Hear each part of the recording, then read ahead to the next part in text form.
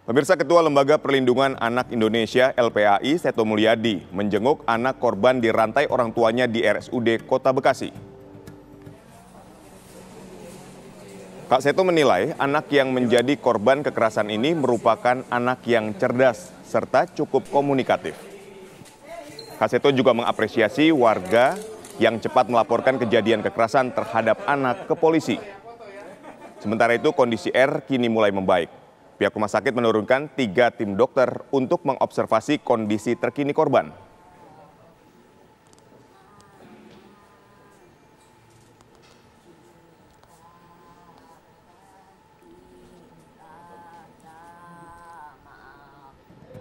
Pemirsa, untuk mengetahui kondisi terkini dari anak yang dirantai oleh orang tuanya, kita akan berbincang dengan Ketua Lembaga Perlindungan Anak Indonesia (LPAI) Seto Mulyadi.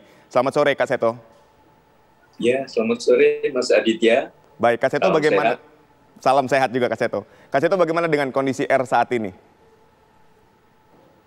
Iya, memang tadi sudah nampak muncul potensinya, selalu gembira, penuh semangat.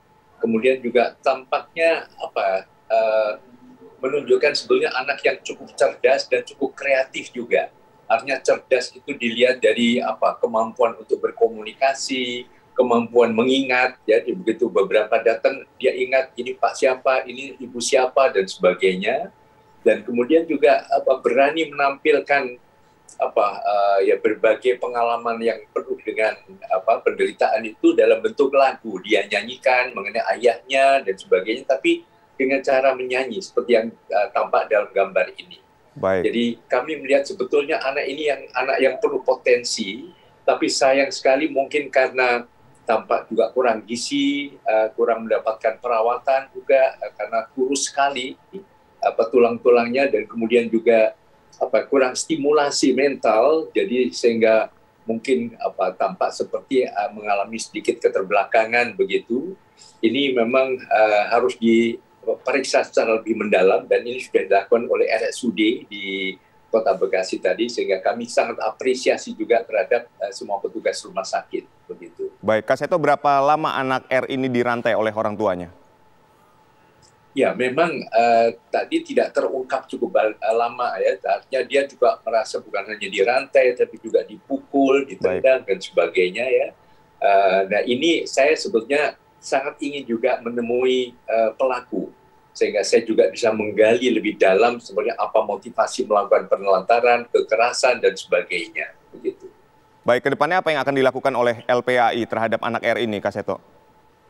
Ya, tentu kami percaya semua kepada ke pemerintah Kota Bekasi, khususnya juga dari dinas kesehatannya yang sudah dititipkan di RSUD, dan mungkin juga dari dinas sosial, dinas pemberdayaan perempuan dan perlindungan anak dan sebagainya. Kami tetap akan memantau, dan di Bekasi sendiri juga ada Ketua LPAI Bekasi, yaitu Kak Frans, sehingga ini yang selalu ada berkomunikasi dan selalu juga memberikan laporan kepada kami.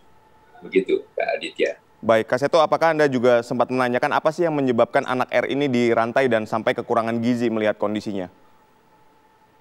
Iya, sepintas yang saya dapat informasi adalah ya karena dinamikanya yang mungkin mungkin di satu sisi kekurangan karena masalah ekonomi orang tuanya, tapi kemudian dianggap meminta-minta kepada tetangga dan sebagainya, sehingga mungkin seolah-olah memalukan keluarga, sehingga supaya tetap terkontrol, ya tidak kemana-mana, mungkin dilakukan dengan cara-cara dipasung, dirantai dan sebagainya.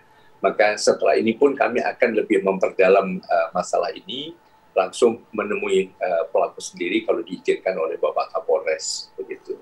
Baik, secara psikologis apakah anak ini bisa dikatakan normal, Kak Seto?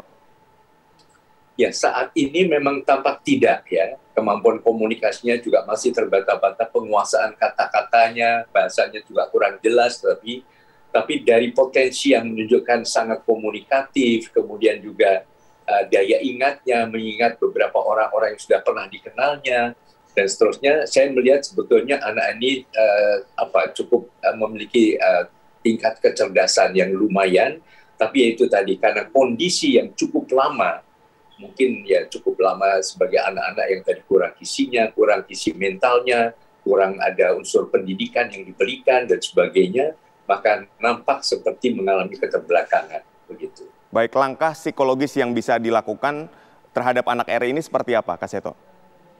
Ya, segera memang di dalam lingkungan yang lebih kondusif, yang lebih penuh perhatian, lebih penuh kasih sayang, kemudian juga stimulasi mental juga, mungkin dia bersenang bernyanyi juga disalurkan untuk kemampuan bernyanyi, kemudian juga diajak berkomunikasi, diperbaiki kemampuan berbahasanya, dan sebagainya.